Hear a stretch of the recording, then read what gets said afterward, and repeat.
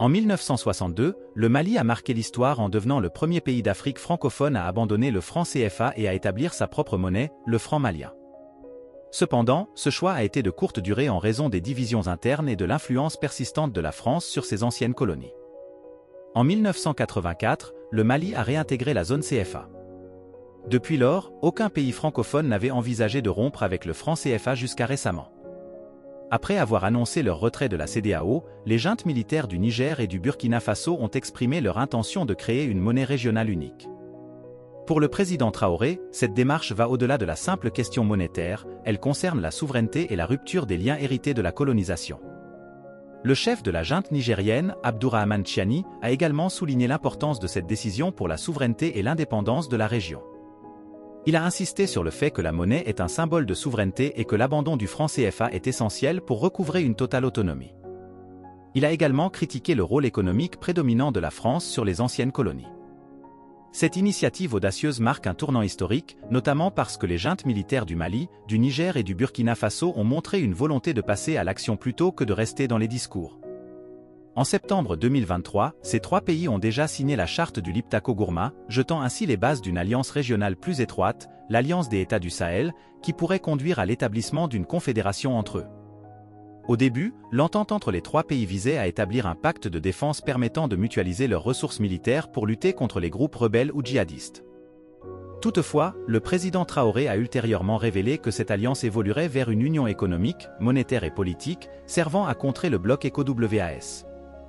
En novembre de la même année, les ministres des Finances des trois États ont émis une déclaration conjointe préconisant la création d'un comité d'experts chargé d'étudier la mise en place d'une union économique et monétaire. Cette initiative historique avait pour objectif de restaurer leur souveraineté monétaire en instaurant une monnaie commune baptisée Sahel. Cette évolution vers une monnaie commune a suscité d'intenses débats depuis sa révélation par le Mali, le Niger et le Burkina Faso. Certains experts ont averti que l'abandon du franc CFA serait risqué et complexe, arguant que cette monnaie, adossée à l'euro, assure la stabilité macroéconomique des pays francophones qui l'utilisent. Cependant, est-ce vraiment le cas ? Le franc CFA a été créé officiellement le 26 décembre 1945 par un décret du général de Gaulle. Il s'agit d'une monnaie coloniale destinée à favoriser l'intégration économique des colonies françaises et à contrôler leurs ressources et leurs structures politiques. Actuellement utilisé par plusieurs pays d'Afrique de l'Ouest et d'Afrique centrale, ce système monétaire oblige les États membres à déposer une partie de leurs réserves de change sur un compte spécial du Trésor français. Bien que vantée pour sa crédibilité et sa stabilité, cette monnaie présente des inconvénients. Chaque pays membre doit déposer au moins 50% de ses réserves de change sur un compte en France, ce qui soulève des questions sur l'indépendance économique. De plus, l'utilisation du franc CFA limite la capacité des pays membres à influencer leur économie, entraînant une surévaluation des produits africains sur le marché mondial. En résumé, la décision des pays du Sahel de créer une monnaie commune marque un tournant significatif dans leur quête de souveraineté économique.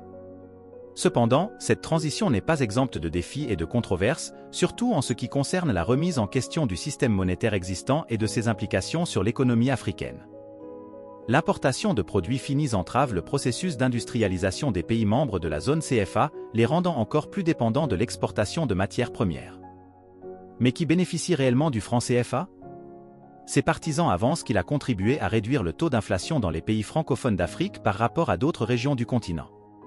Cela peut être vrai, mais cela a également conduit à une économie fragile et à une création d'emplois limitée.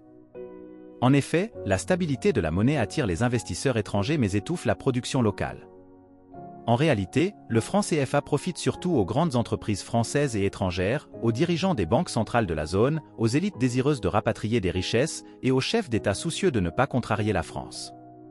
C'est pourquoi les gouvernements révolutionnaires du Mali, du Niger et du Burkina Faso ont annoncé leur intention de mettre fin aux accords fiscaux coloniaux conclus avec la France dans les mois à venir en 2024. Toutefois, remplacer le franc CFA ne se résume pas à imprimer de nouveaux billets. Ces pays devront établir une nouvelle banque centrale, gérer une transition délicate, élaborer une politique monétaire et décider du sort des milliards de dollars d'obligations régionales libellées en CFA. Le retrait du CFA pourrait entraîner des troubles et des incertitudes, priver ces États de financement futur sur les marchés de capitaux régionaux et internationaux, et causer une fuite des capitaux ainsi qu'une dépréciation de la nouvelle monnaie. Malgré les risques, les juntes militaires des pays concernés abordent cette question avec prudence. Cependant, le simple fait que cette discussion soit en cours est remarquable. Depuis leur arrivée au pouvoir, ces juntes ont radicalement changé de cap, affirmant leur souveraineté en écartant la France, en rejetant les pressions occidentales et en se retirant de la CEDEAO. En envisageant la création d'une monnaie commune, elles pourraient entrer dans l'histoire comme des dirigeants africains ayant défié les pressions occidentales pour accorder une plus grande liberté monétaire à leur pays.